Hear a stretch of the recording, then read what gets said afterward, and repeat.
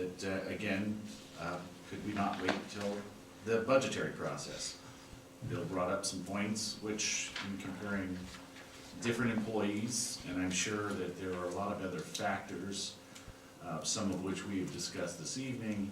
Things change, why people take jobs, salaries don't always match why people do things, but yet we try to compare. It's not always easy to compare. We're a unique city, we're not a large city. We create engineers, we have umpteen levels of engineers, but yet now we're trying to compare apples to apples, and we're trying to make decisions that are not easy decisions. They affect people's lives, and we're up here setting policy to make some changes for Atherton to try to make Atherton's long-term goal better.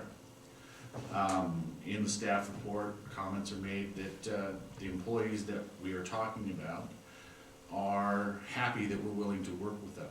Well, I'm happy that they've been willing to work with us as we try to move through this process that can affect their lives. We don't like making these decisions that can change the way that they have. They have families too, we all do. But I think that they also see that, you know, and I hear, you know, Councilman Whitmer making comments, and I understand it. You know, there's a lot of money that goes out of this town. Employees are not cheap, even the private sector or the public sector. But I think that we're at a point where if we're making decisions and we have the people that we've actually sat down with, and thank you for the town manager working with us and working with the employees to get to a point where we have some options. And I think that we see options 1, 2, and keep things status quo, and I think, I don't want to speak for the other council members, but it's going to be a tough thing to stay status quo. So where do we go?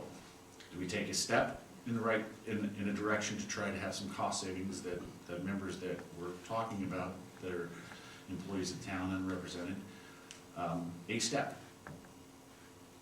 Well, you know, I think that if the other council members choose to move in a direction, I see option number 2 that seems to be reasonable. It's a step that didn't take me 8 months to get to, but I'm willing to move forward with the comfort level that the employees know that they have to make changes to.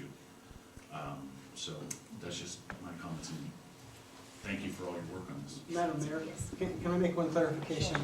Mr. Widmer pointed out that, you know, that the November resolution was retroactive to October 1st. It was, but when the motion was reconsidered, it was vacated.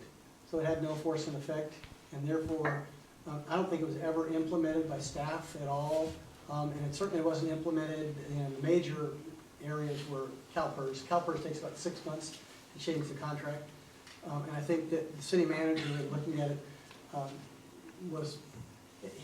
he understood that one of the things we were trying to do was beat that January 1st clock that had all the pension reform and all these things that we didn't really understand exactly how onerous and how bad they were going to be.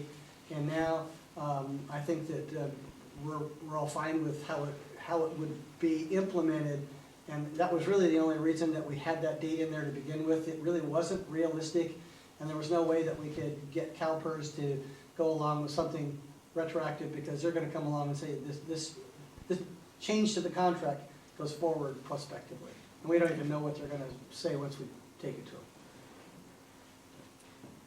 Do you want to speak now? Forever hold my peace. Yes, this is your chance, because I'm gonna, wrap it up. Back when we had our council meeting in Palmer Park, the concerns I had at that meeting I broke it down between principles and implementation. Concerns I had about the principles you've addressed, the getting rid of the furlough and getting rid of the bonus approach. And the implementation, looks like that you've addressed that too. And I'm very pleased that you and employees, we don't say enough, appreciation of our town employees. Thank you, town employees, for the fine job that you do for us. This is, wage and salary administration was never anything that I ever looked forward to in the private sector, let alone the public sector. But the fact that you've had these discussions with the employees and you addressed the concerns, I think that I'm comfortable that the process that gone through is been thorough. The fact the employees have voiced a majority opinion anyway in favor of option 2. Certainly making that kind of a change in the first year, I think it has a lot of pluses. And so I think that there's no perfect solution, but I'm prepared to support going ahead tonight with option 2. So I'm gonna make my statement really, really short because the hour is growing late. I too am very, very grateful to our employees, and I think I said that last month, and acknowledged them, my appreciation for them. I'm also pleased that my concerns at the November meeting, when I had to vote yes to pass the resolution that I didn't want to pass in order to bring it back for reconsideration in December, have been met, because I truly, truly did feel that there was, and I hate to use this term, another way to skin the cat, you know, to achieve our overriding goals and objectives of transferring the pension payment, employee pension payment liabilities from the town to the employees, because that is what other jurisdictions have been doing for the last 4 years or so in incremental steps. And for our city manager to have the understanding and knowledge to be able to work with staff to come to an option that they feel that they were listened to and that they have the ability to weigh in and it works for them. I think that we should go with that option number 2. It meets all of our criteria that we had stated as a council policy, and just move forward. In the future, I hope that, you know, this pension reform and unfunded liabilities, we have to take it in incremental steps. Unfortunately, we've started a little late for a portion of our town staff, but going forward, you know, we have to make those adjustments. And so that's all. I'm a small business owner. I know how hard it is to adjust people's health insurance benefits, adjust their, you know, say a freeze on salary, and we've had to do that. But the economy's turned around, so I really think that we need to call for the motion to approve this resolution integrating option number 2, and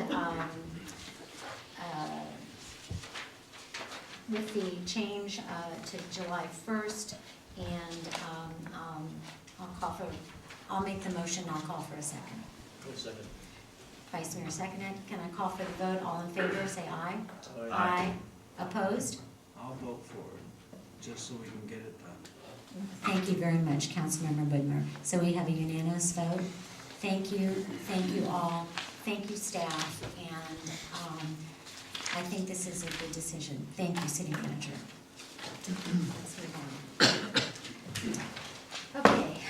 That's hard. So we're going to go on to item 19, which is our review of plans of the Middle Atherton Little League, improvements to the Little League field at Holbrook Palmer Park.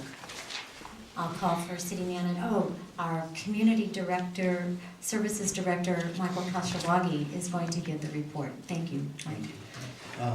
Mayor Lewis, members of the City Council, this item presents planning and public works staff recommendations regarding the process and schedule associated with construction of improvements to the Little League field in Holbrook Palmer Park consistent with ballot measure M approved by Atherton residents in the November election.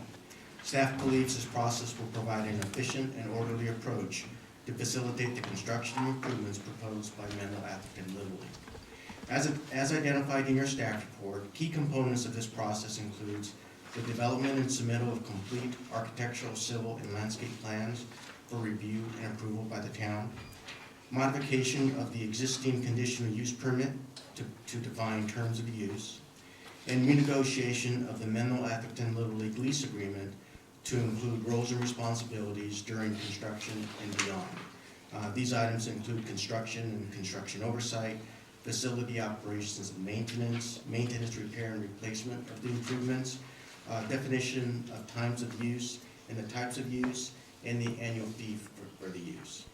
Our staff report also includes a proposed schedule for this, and it shows the conditional use permit going to Planning Commission in March of this year, returning to council in June to review and approve the lease agreement with Menlo Atherton Little League, and then with construction beginning in November of this year. Earlier today, staff met with representatives from Menlo Atherton Little League. The purpose of that meeting was to review this report, to get feedback and see if there were any burning issues or concerns with regards to the approach and the schedule. We had a good discussion. We didn't hear any major issues. One of the things that they did mention is that they were hoping that we can accelerate the schedule. And what we told them is that we'd be very happy to work with them to be very aggressive on the schedule. And we will come to agreement as far as them committing to certain timeframes and the town staff committing to certain timeframes. That basically concludes staff presentation. We do have two representatives from Menlo Atherton Little League here this evening, Mike Haven and Mike Gardner, and they're here to answer any questions council may have as well. Thank you, Mike. Does council have any questions? Thank you. Vice Mayor? Mike, thanks for having that meeting. My first question was, have you met with him yet? I've sent you at least once, maybe twice or three times, concerns or issues that I've heard from town residents. I think most recently I was at the Park Foundation meeting, and several of the board members brought up some concerns that they have, and so I forwarded it on to you. Did you address any of these concerns or issues with the Little League representatives? No, not yet. Again, today was really to make sure that they were in agreement with our approach. But from this point forward, if the council approves of this, that's when we start talking about the nitty-gritty details, and we'll share this information with them as well. Okay. I also had opportunity to I don't think they're here. Wait, they're here. Mary Lou, you here? Yeah. So she can speak for herself. Yeah. But I had suggested at the foundation meeting that passed on the thought or idea that came from staff. I've forgotten which one of you had mentioned this, that after you have had a discussion with Little League and talked about maybe the issues and hopefully reach some compromises or reach some decision as to what's going to be in the staff report that goes to the Planning Commission, I'm assuming we're going to send it to the Planning Commission, that you would share this report with the Park and Rec people so that they could take the report as a committee and take a look at it, and to see if they had, as a committee, some remaining issues and concerns that they felt that the Planning Commission should address.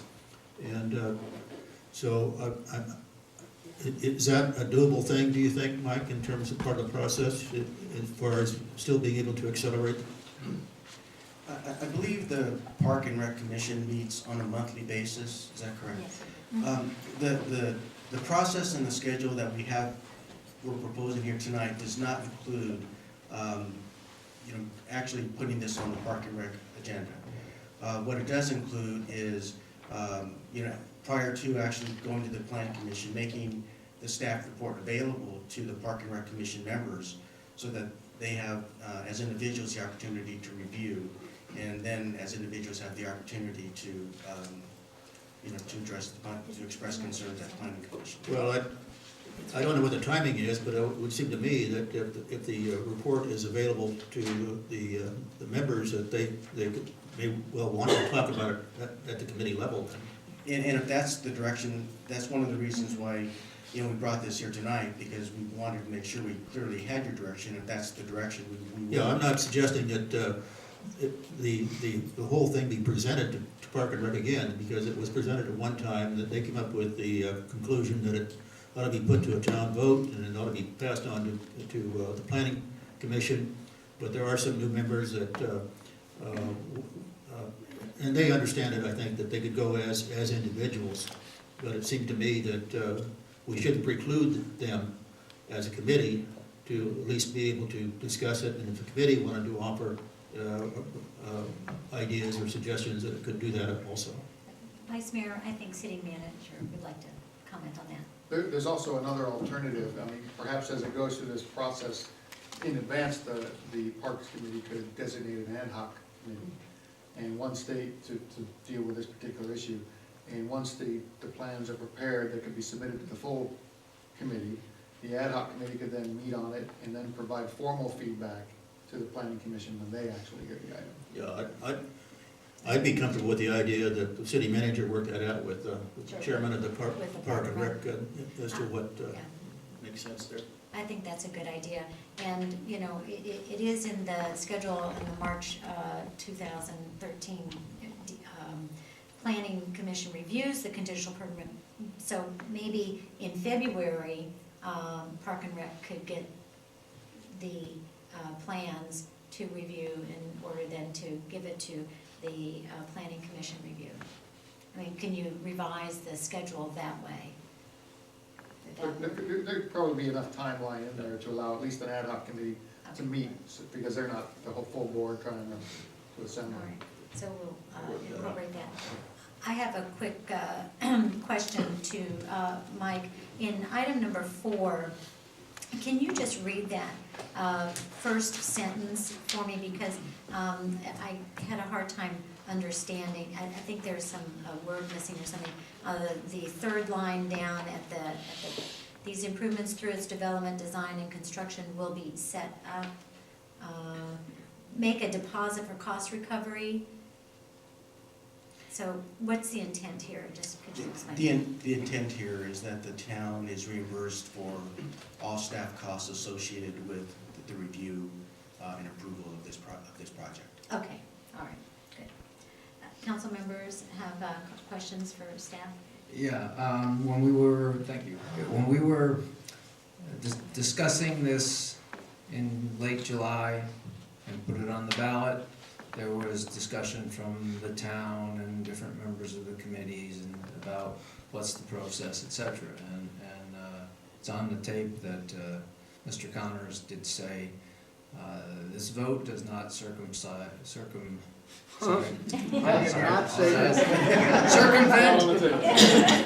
not circumvent the processes that we have. So for the planning department and any other processes that we would have with regards to, the planning commission and then the Parks and Rec. Now, the Parks and Rec I think had looked at it as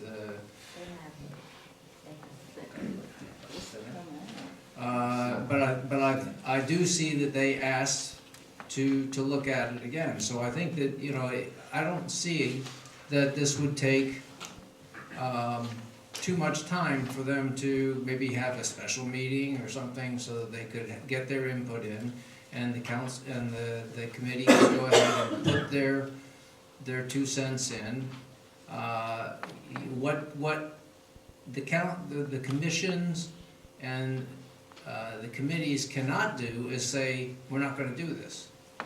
So the town voted that we are going to do this. We are going to build a stadium in the park. But it was very clear when we put the ballot measure up that it was not going to change, the reviews that the town has and the participation that the town has. So I agree with the sentiment that we want to move as fast as we can, because this is something that, you know, the community clearly said that they wanted to get done. But I do think that we need to make sure that the schedule is not so aggressive that some people on different organizations don't feel that they had their say, and then there's unhappiness in the system, because it's not going to be good for anybody. Councilmember Wiest, do you have any comments on this? No. I'm going to open it up for public comments. Any members of the public would like to speak on this item, please come forward.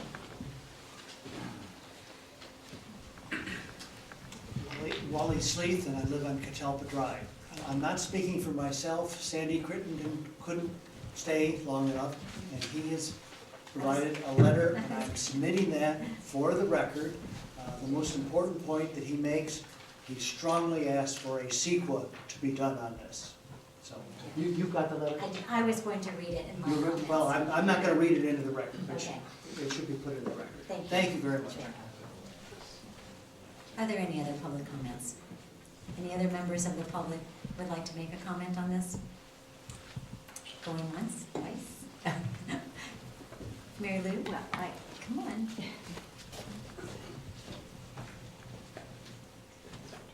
I know it came last night, and I know. I do want to say, I do appreciate, because what we saw initially is not what I think the plans are now, and I think so. The Park and Rec would like to be at least at an ad hoc committee, no, a vice, because there are some concerns. We are worried about the park, and we hear a lot of comments, and we want to make sure that everybody's happy with this wonderful stadium that we're going to have. So I want to say thank you for reconsidering at least that we have some advisory position. Thank you. Yes, please come. So, Mike Gardner from the Little League, wanted to speak to everyone really quick. Going through history, we've been round and round, as I'm sure everyone in the council knows. This has been almost a 3-year project. We have gone to Parks and Rec, respectfully, and no disrespect to you. It was unanimously decided, yes, go forward. And we have had plans, and we've had design renderings for years with exactly what it was. Parks and Rec gave a unanimous recommendation, yes, proceed. Wasn't sure if we should go to planning commission, whether we should go to council. Nobody knew what to do, so we've gone rounds and rounds, we've come back. One of the things I want to say, Mr. Widmer, it's not a stadium, we're just improving covered seating, covered dugouts. That's effectively what it is. We have foul poles, everybody's seen the design renderings. We had a field day at Holbrook Palmer Park on September 30th. We invited the community, we had an Evite, Mr. Weiss, you were there, Elizabeth, you weren't there, Jerry, you came out. We've had many, many people, we had almost 300 people there. We had our website with all the design renderings, etc. We were waiting until we got past the vote to start our true construction plans and drawings. Everything has been published for 3 years, exactly what our goals and intentions have been on this project. With one of them, or actually multiple things already taken out. Originally, we requested lights. We knew that was a far-fetched stretch. Lights were removed. Snack Shack, that was nixed. We tried to do that for the Dames at their request. That was taken out because everybody said, we don't want any commercial activity. That's taken out. We're going through this process, and we're trying to do everything the best we can. If we revisit history again, are we bogging ourselves down? Are we going back and doing the same things over again after we already have a 75% support?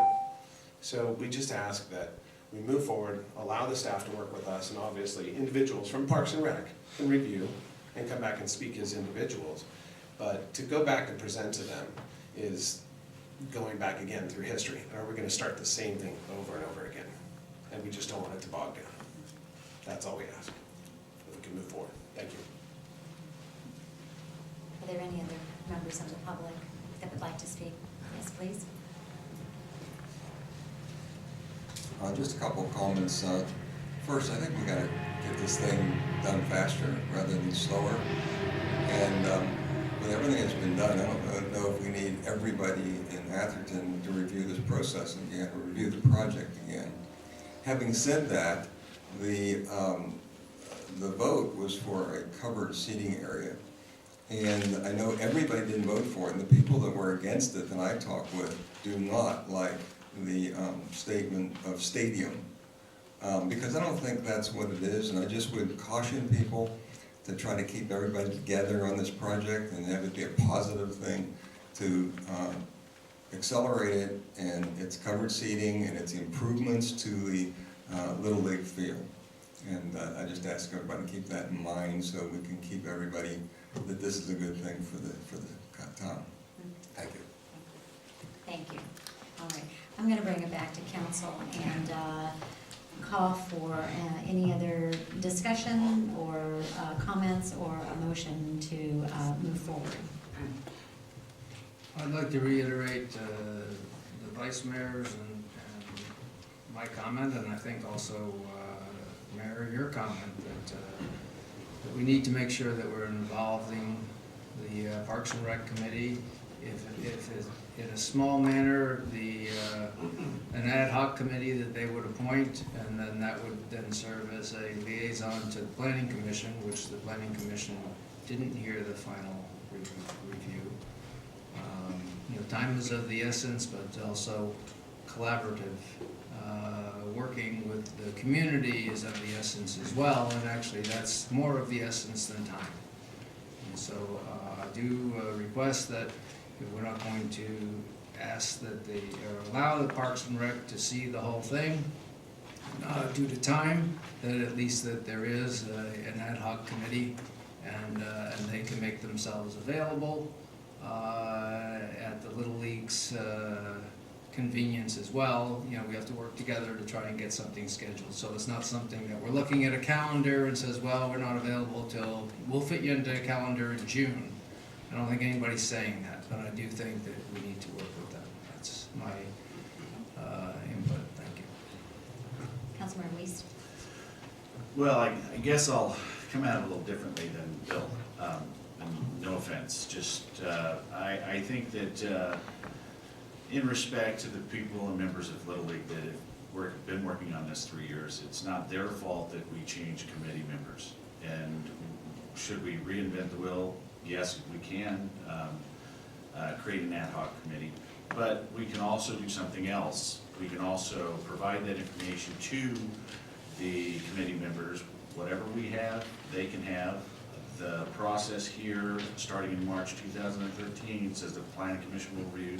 There will be public hearings related to that at that time. That would also give members of our committee to make responses to them. Why add another level of bureaucratic tape in the middle of this process?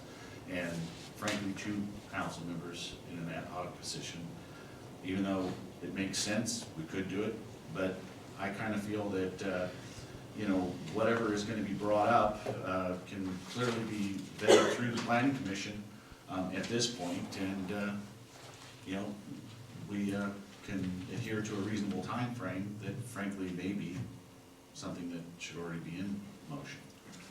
Oh, Vice Mayor? Yeah, don't misinterpret what I said earlier as trying to add another layer here. It's simply, in discussions with staff, they had indicated that they felt that they could put together the package that would be going to the Planning Commission and make that available to the Park and Rec people to do whatever they want to do with it in terms of individuals or committee or whatever. But at least they would have an earlier look at, as early a look as possible as to what was going to be presented. But I think we ought to go ahead tonight and direct that this matter proceed post haste to the Planning Commission with staff doing its work in preparation for that to get it back to the council in the March agenda. If that's a motion, Vice Mayor Carlson, I'll second that with the suggested addendum that the Community Services Director and the Little League put together a package to present, to give to the Park and Rec so that they can review it at their February meeting, so that they can then make comments to Planning Commission. And just, if you just put your package together that you're going to present to planning, that give it to Park and Rec in time for them to have their February meeting. Not saying that you would have to actually go present it, then they could talk. You make a comment? May I ask a quick question? Yes. So can we simply put together a scope of work, bullet pointed list of here's what was presented, here's what was voted on, here's what we intend to do? Well, I With guess the- whatever package you're gonna be putting together for the Planning Commission review. It has to be something that staff agrees to Yeah. in terms of the. Mike, what would you content. see? Well, actually, maybe I shouldn't ask Lisa, but I think the. Yeah, we should ask yeah, Lisa. for the planning commission, Excuse me. it's gonna be just really about the conditional use. And it Right. wasn't The gonna have a conditional use. whole lot of other information. The planning commission has discussed this item at 2 different meetings, and they did receive enough level of detailed plans from Little League to do a review. So they had a site plan, elevations, they had enough information on the plans to do a planning level review. Certainly not enough for public works or engineering level review. So if Little League was to prepare copies of those sets of plans, I would say at 8.5 by 11 would be a readable scale. And then a complete description of all the activities that they have in mind associated with it, because Planning Commission is not concerned with, are you going to resurface the tennis courts, which was an earlier discussion, I don't know if it's still part of the package or not. Planning Commission's focused on, right, what are the improvements to the structure, what's the building gonna look like? I see. So if there are any other improvements with the park, that should be included in the package as well. Well, there shouldn't be any, I'm sorry. there shouldn't be any surprises between the planning commission and the council. I mean, whatever is presented to the planning commission ought to be what's presented to the council. Yeah, we'll have the complete information to the planning commission, but I need to keep their review focused on where their authority is. That's fine, but the community, but the residents of the community have to be able to comment on the entire thing. You cannot just have them comment on one narrow part of it. Right, Yes. the planning commission's review authority is more limited. City attorney wants to make a point. I also believe this, maybe clarify through the city clerk, the Park and Rec Commission meets the first Wednesday of the month. 3 weeks from now. And so it may be more appropriate to do it at the first meeting in March, which would be March 6th, 5th, something like that. And then the planning commission would meet the 4th Wednesday of March, so that would be enough time. Would that be enough time, Mary Lou? I Do it mean, in whenever March. they can get it, we'll have it on, For you guys to review and make comments? right, and we don't wanna slow the process down, we just wanna, Have an opportunity. have concerns. Madam Mayor, this, obviously, it's gonna be a little confusing for all the commissions because of the fact the voters have already pretty much blueprinted. Right. However, saying that, we have a resolution, God bless you. a resolution 1216 that restricts individual members from going, of the Parks Commission, from going to the Planning Commission and then making comments on behalf of their commission. Now, I know that we, made it Unless they very. are we empowered made by it- their commission to do that? Unless they are empowered, but it cannot be a quorum, because now it becomes a meeting of the Parks and Rec Commission as well.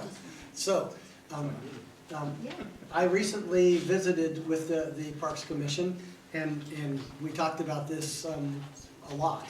And I think we got it to the point where if they want to have a position in front of the Planning Commission, they need to have a spokesmodel that goes and says, this is our position. And the way that comes out in your own policy, it says members of committees or commissions may attend meetings of other committees or commissions and the city council. However, members shall not present opinions of their own committee or commission at such meeting unless a position is previously approved by their committee. So they can't just go and say, I'm a member of some committee, I'm not telling you which one, and here's the minority report.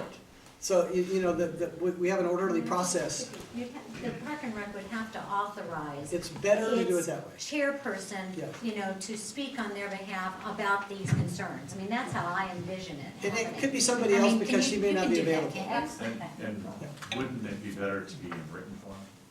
Well, it's Right. always helpful, Yeah. but I think it's incredibly important that we establish a process The and we follow process, it. And the right. process is the chair or other delegated person, if she can't make it, be tasked with going to the planning commission, or even just, they don't have to all go, they can send a report. Now, if they all wanna go and sit and listen, that's fine, but they run the risk, when you say you can Right, just no. go as individuals. I was gonna say, I'm not really a fan of that, because the next thing you know, the quorum gets up and speaks, and, I don't know, I spent the No, day dealing you with can- procedural issues, You can control and your that's not. committee, can't you? Rather, yes. Yeah, oh, Okay, absolutely. fine. Okay, so moving back to our motion, which is on the table. Vice Mayor made the motion, and I just wanted to interject the part about Menlo Atherton Little League preparing a package and getting it to the Park and Rec for their either February meeting March, or either March way. meeting. And that's it, okay? Do I have a? Well, it'd have to be prior to the planning commission. Well, yeah, yeah, So- Lisa said. Oh, yeah, she okay. already did that. February. Yeah, already did Yeah, that, right, yes. okay. So there's been a motion and an amended, do I have I'll a second. second on the amended? I'll second it. Okay, and Mr. Whitner seconded, do I call for the vote, all those in favor? Aye. Any opposed? Motion passes unanimously. Thank you very much, we're moving ahead. Thank you. It's a new day, 2013. Happy New Year. Play ball, get out there and do it. Okay, moving on to item number 20, resumption of full event bookings at Holbrook Palmer Park. Community Services Director Michael Kashiwagi will give the report. Yes, Mayor and members of the council, the purpose of this report is to get council direction regarding the resumption of full event bookings at Holbrook Palmer Park. Per council direction in March of 2012, wedding bookings were eliminated and event bookings in Holbrook Palmer Park are limited to social events. Events such as parties, memorials, graduations, dinners, etc. And all types of meetings and seminars. If council supports bringing weddings back to Holbrook Palmer Park, staff will report back with estimated revenues and expenditures associated with wedding events, as well as recommendations relating to the booking, planning, and staffing for these events. I'll bring it back to council here for any kind of technical or clarification question to staff at this time. The discussion that we had, and I realized